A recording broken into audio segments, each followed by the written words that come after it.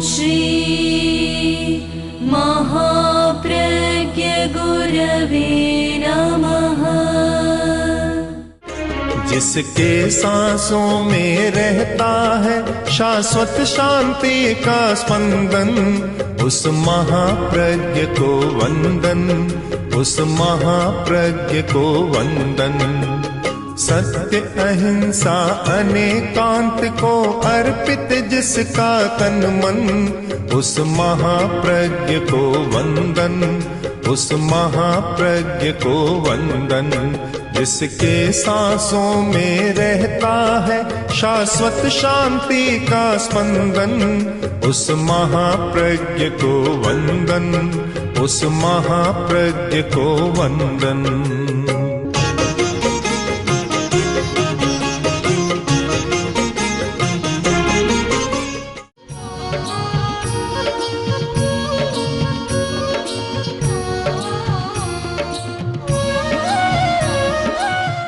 प्राचीन साहित्य में दो सूचियां मिलती हैं, एक दुर्लभ और एक अति दुर्लभ की सूची।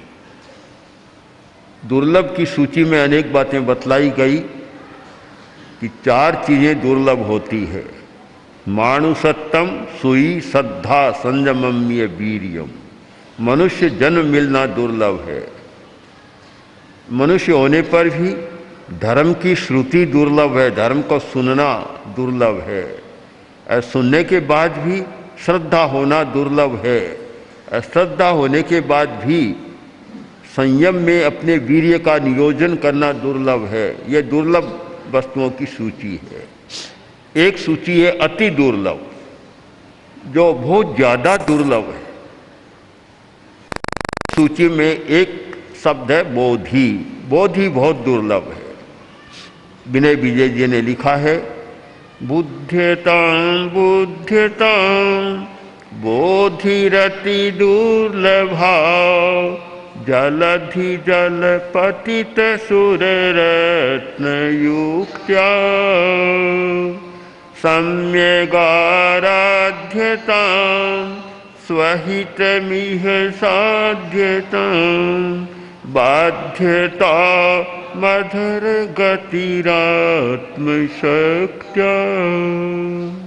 बुद्ध्यता बोधि प्राप्त करो, क्योंकि बोधि अति दुर्लभ है। दुर्लभ नहीं, अति दुर्लभ है। अति दुर्लभ क्यों है कि बोधि 3 प्रकार की बतलाई गई। नाण बोही, दंसन बोही, चरित्र बोही। ज्ञान की बोधि, दर्शन की बोधि, चरित्र की बोधि। तो ज्ञान दर्शन चारित्र तो दुर्लभ है, उनकी बोधि बहुत ज्यादा दुर्लभ है। बोधि का अर्थ अंतर का ज्ञान, भीतर से कोई भीतर का स्रोत है, वह है बोधि। कुएं का पानी है, भीतर का स्रोत है, वह है बोधि। और कुंड का पानी है ज्ञान हमारा। भरत चक्रवर्ती हो गए और आयोजन किया गया, चक्रवर्ती और विजय का आयोजन, और सब लोग आए, भाई नहीं आए। जब भरत सिंहासन पर जाकर बैठा और देखा तो सब दूसरे राजे विद्यमान है, किंतु भाई नहीं है। बाहुबली भी नहीं है और 98 भाई और वे भी नहीं है। भरत का मन खिन्न हो गया। यह कैसा प्रसंग, विजय का उत्सव और सब लोग आए हैं और मेरे सगे भाई नहीं आए। स्वाभाविक है मन पर एक चोट होना, एक चोट सी लगी। आखिर लंबी चर्चा के बाद निर्णय लिया कि 98 भाइयों को दूत भेजा जाए और कहा जाए कि आ जाओ, राज्यसभा में भाग लो। और नहीं आए या तो भरत के अधीनता को स्वीकार करो या फिर दूसरा रास्ता होगा। दूसरा रास्ता लड़ाई का रास्ता। दूत गए, संवाद में दिया। 98 भाइयों ने परामर्श किया हमें क्या करना है। परामर्श के बाद ये सोचा कि भरत हमारा बड़ा भाई है, उसके साथ लड़ना तो अच्छा नहीं, हम युद्ध नहीं करेंगे, लड़ेंगे नहीं, तो क्या करें कि ऋषभ के पास चलो, पिता के पास चलो, भगवान ऋषभ के पास, वे कहेंगे वह काम कर लेंगे। अच्छा चिंतन किया। एक सही चिंतन होता है तो समस्या उलझती नहीं है, और चिंतन गलत होता है तो और उलझन बढ़ जाती है। सबसे बड़ी बात है सम्यक चिंतन। समय पर ठीक चिंतन हो जाए तो समस्या को समाधान मिलता है, पर बहुत कम लोग हैं जो ठीक चिंतन कर पाते हैं, और नहीं कर पाते इसका कारण है आवेश। बस कोई भी समस्या आई, उत्तेजना आ जाती है, आवेश आता है, संवेग प्रबल हो जाता है, और उस आवेश में अकरणीय कार्य व्यक्ति कर लेता है। जो नहीं करना चाहिए वह कर लेता है, और करना चाहिए उसका विवेक समाप्त हो जाता है। यह बहुत अच्छी बात है सम्यक चिंतन किया। सम्यक चिंतन होना बहुत कठिन बात है, और वही व्यक्ति कर सकता है जो अपने संवेगों पर, आवेशों पर कंट्रोल करना जानता है। तो सब भाइयों ने सम्यक चिंतन किया, सब मिले और मिलकर भगवान ऋषभ के पास गए, वंदना की और बोले प्रभु हमारी एक समस्या है। क्या है? समस्या यह है कि भरत का लोभ बढ़ गया, बड़े भाई का, भरत चक्रवर्ती का लोभ बढ़ गया, और वह हमारे राज्यों को भी छीनना चाहता है। उसका संदेश मिला हमें कि या तो भरत की अधीनता स्वीकार करो और नहीं तो युद्ध के लिए तैयार हो जाओ। अब हमारी समस्या, हम बड़े भाई से लड़ना नहीं चाहते और पराधीनता भी हम स्वीकार करना नहीं चाहते, हम स्वतंत्र रहना चाहते हैं। पराधीनता भी हमें मान्य नहीं है, हम क्यों पराधीन बने? हमने भरत से कहलवा दिया कि भरत भाई भरत, राज्य प्रभु ऋषभ ने दिया है, तुमने नहीं दिया है। हमें जो राज्य मिला है भगवान ने दिया है, तुमने नहीं दिया। अगर तुमने दिया होता तो ठीक है, तुम मांगते हम लौटा देते, पर तुमने तो दिया नहीं। दिया हुआ है प्रभु का, तो प्रभु अब हम आपके चरणों में आए हैं, आपका दिया हुआ राज्य, और भरत छीनना चाहता है। अब हम क्या करें? क्या बड़े भाई के साथ युद्ध करें या क्या करें हम? या उसकी पराधीनता को स्वीकार कर दें, अपनी स्वतंत्रता को हम समाप्त कर दें? हमें क्या रास्ता चुनना चाहिए? भगवान ने सारी बात सुनी।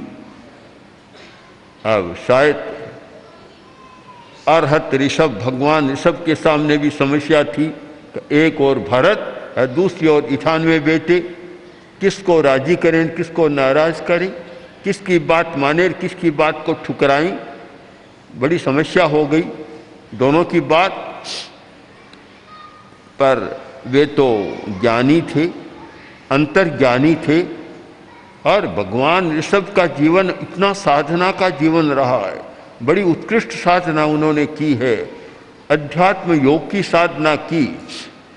और आपको आश्चर्य होगा कि भगवान ऋषभ की साधना का वर्णन जैन साहित्य में तो है ही, पर शायद श्रीमद् भागवत में जितना विस्तार से किया गया है, बहुत विस्तार से उनकी साधना का वर्णन मिलता है। अवधूत साधना, बड़ी विचित्र उनकी साधना थी।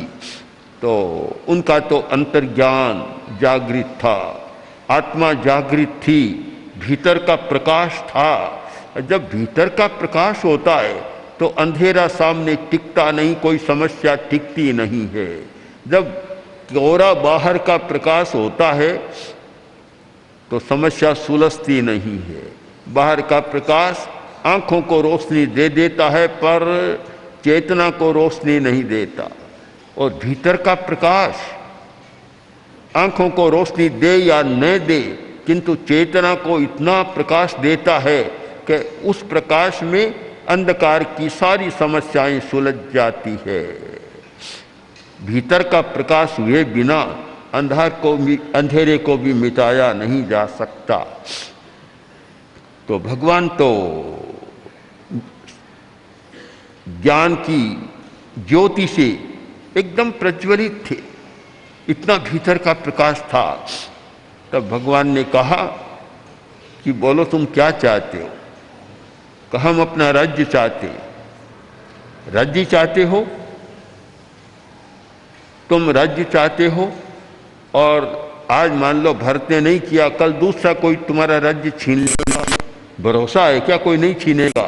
क्यों? राज्य में तो चलता रहा है संघर्ष और हो जाएगा। फिर ये तुम्हारा राज्य अस्थायी राज्य है, अशाश्वत राज्य है, जिस पर कोई भी आक्रमण कर सकता है, कोई भी उसको छीन सकता है और अपना अधिकार जमा सकता है।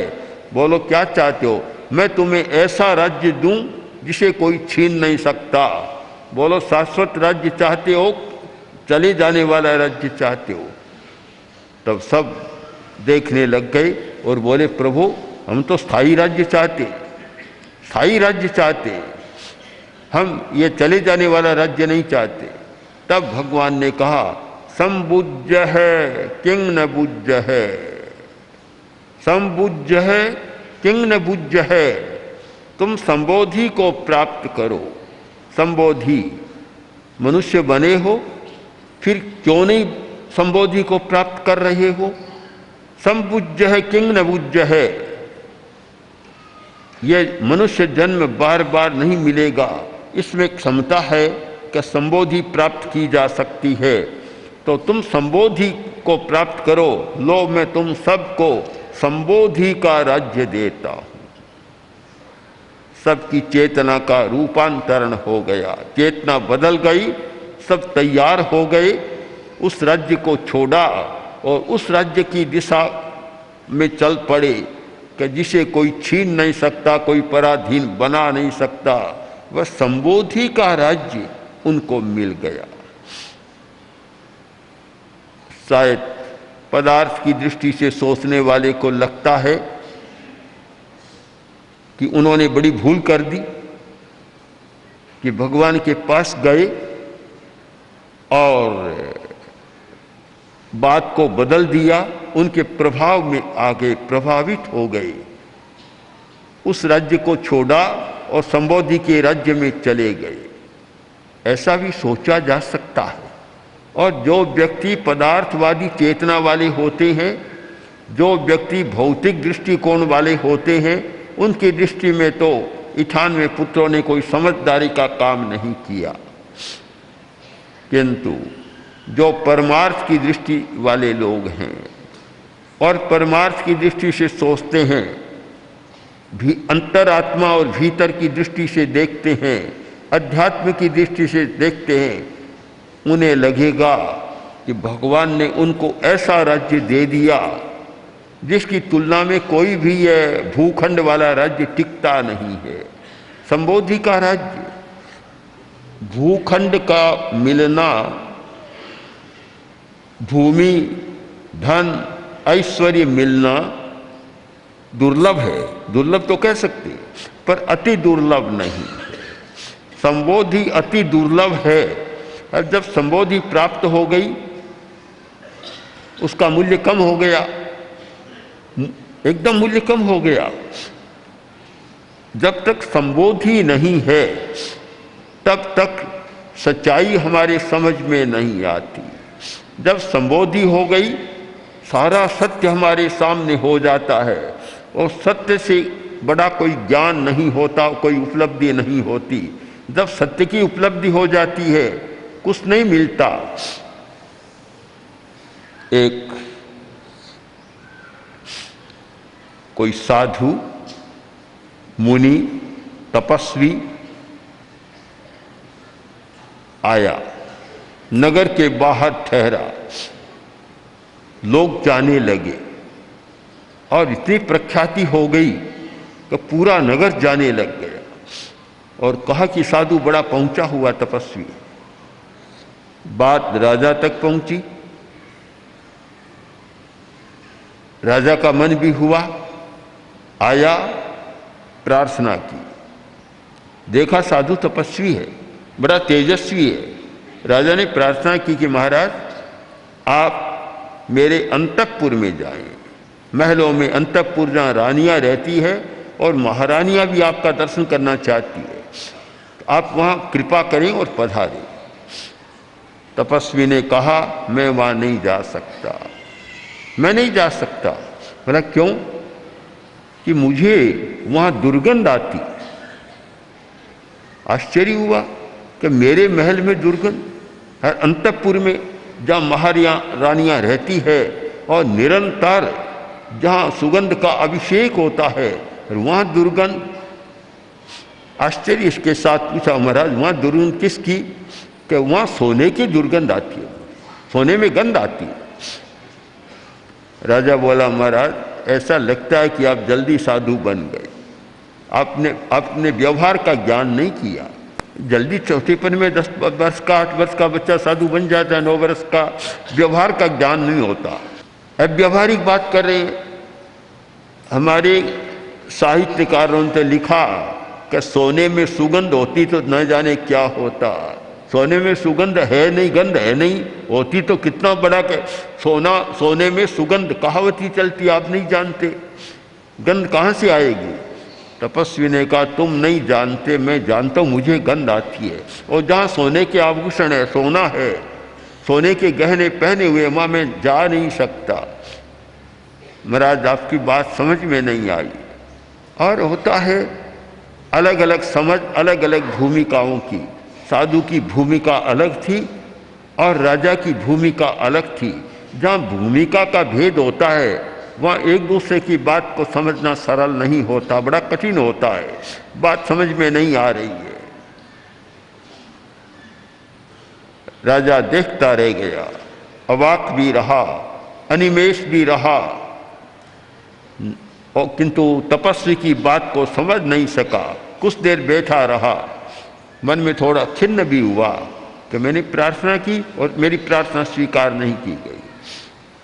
आखिर तपस्वी ने कहा देख लिया कि राजा को समझाना तो है, इसे संबोधि देना है, संबोधि।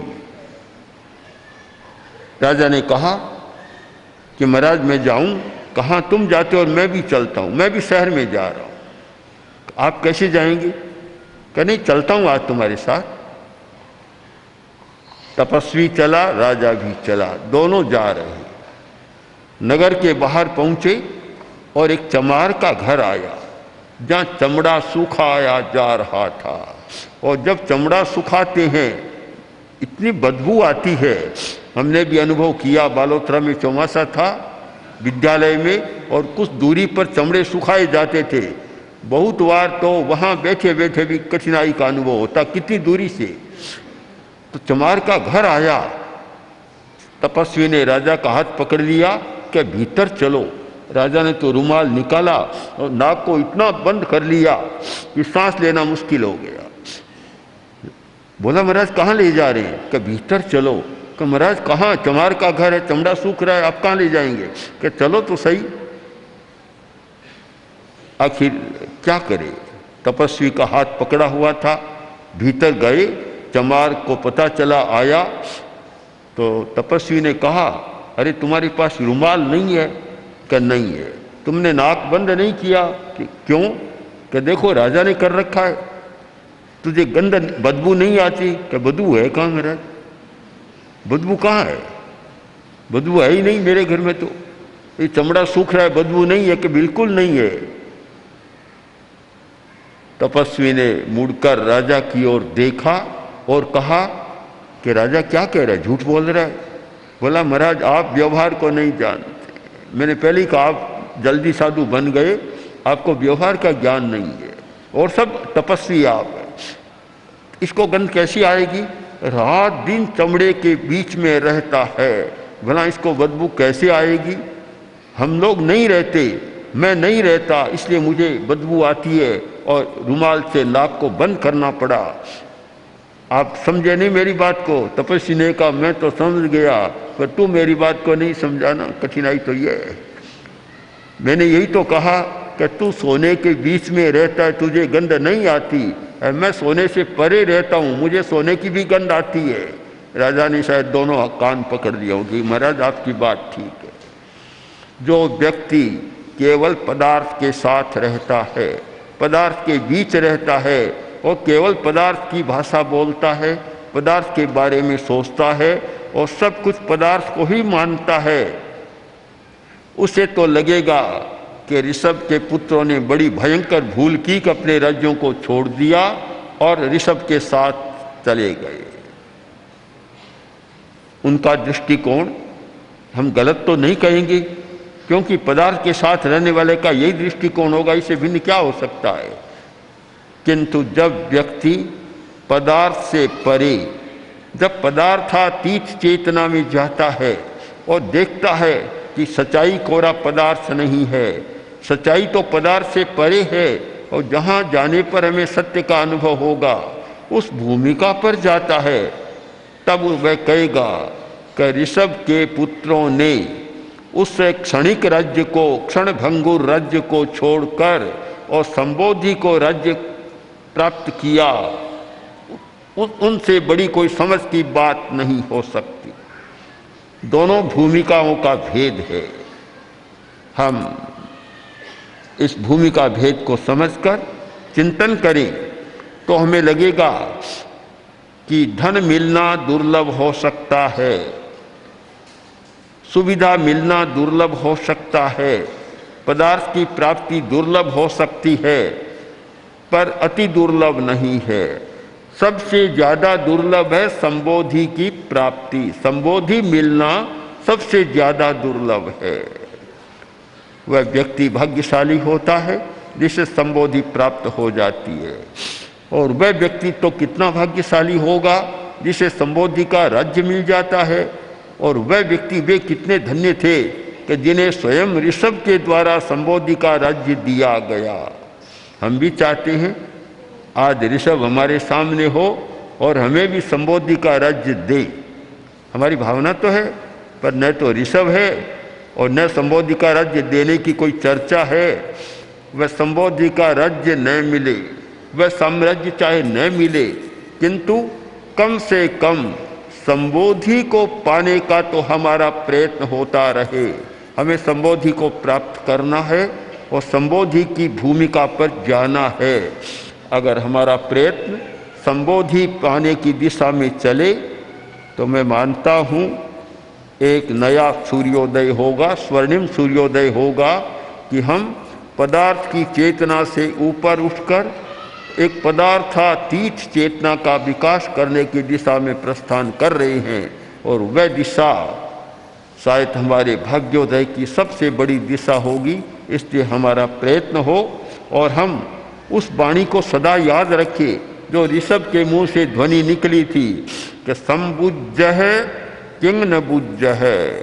संबोधि को प्राप्त करो, इतना हो गया, अब भी तुम संबोधि को क्यों नहीं प्राप्त कर रहे हो। यह वाणी निरंतर कानों में गूंजती रहे तो एक न एक दिन हमें संबोधि भी मिलेगी और संबोधि का राज्य पाने का भी शायद अवसर मिल जाएगा। ओम अर्हत्। ओम श्री महाप्रज्ञ गुरवे नमः। गुरवे नमः, गुरवे नमः। ओम श्री महाप्रज्ञ गुरवे नमः। गुरवे नमः, गुरवे नमः।